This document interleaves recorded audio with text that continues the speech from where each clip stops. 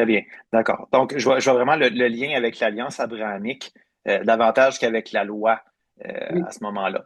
oui. Justement, j'ai une question en rapport avec ça.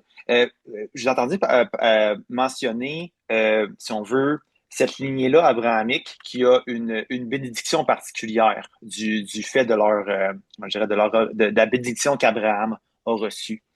Euh, est-ce que vous, comment est-ce que vous définissez, expliquez, si on veut, qu'il y a si on veut, une bénédiction particulière qui suit une lignée, en quelque sorte, qui suit une lignée, nonobstant de s'ils vont suivre Dieu ou pas.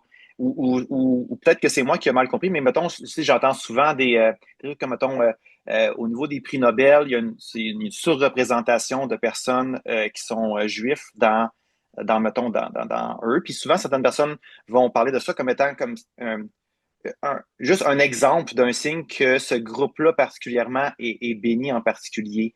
Mais c'est ça, est-ce que c'est nonobstant de comment que les gens vont considérer Dieu? Est-ce que c'est vraiment quelque chose qu'on devrait regarder, justement? Qu'une lignée, euh, que la lignée abrahamique a une bénédiction particulière sur eux? Hmm. Il y a vraiment beaucoup là-dedans.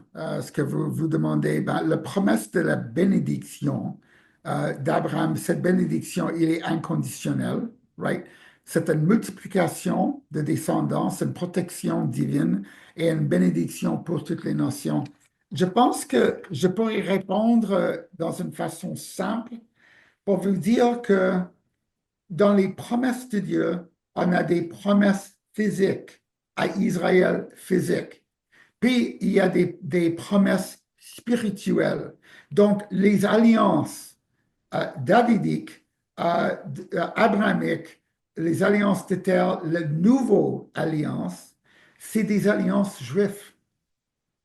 Et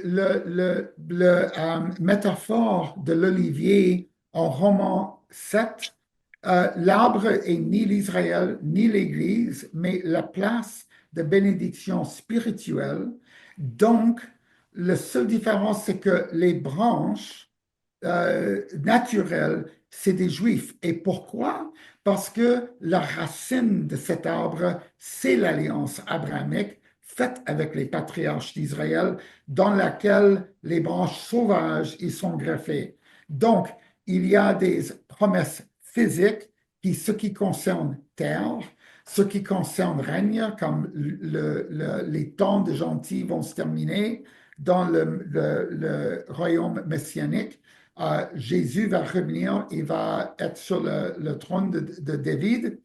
Et puis Israël va finalement occuper les frontières physiques de ce qui est promis dans Genèse 12 et 15 et 18. Donc, dans ce sens-là, il y a des promesses physiques et il y a des promesses spirituelles.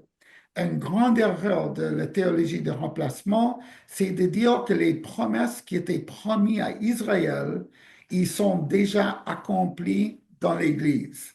Et ça, c'est un mensonge.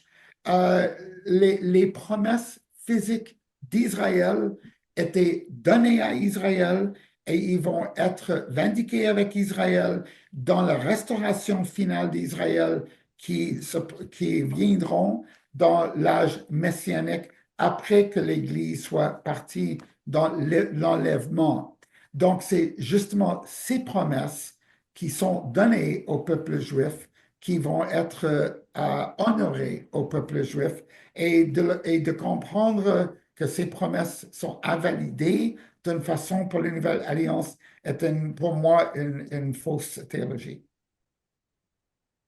D'accord, donc je comprends votre langue d'approche par rapport à, mettons, à une eschatologie qui est mettons, prémillénariste. Oui. Je vois bien comment ça s'emboîte l'un dans Exact. l'autre Donc, comme ça. s'il y a des D'accord. Oui. promesses aux Juifs dans l'alliance abrahamique, c'est les promesses physiques qui vont être réalisées à Israël dans la restauration finale d'Israël, qui enfin sera la restauration du monde entier.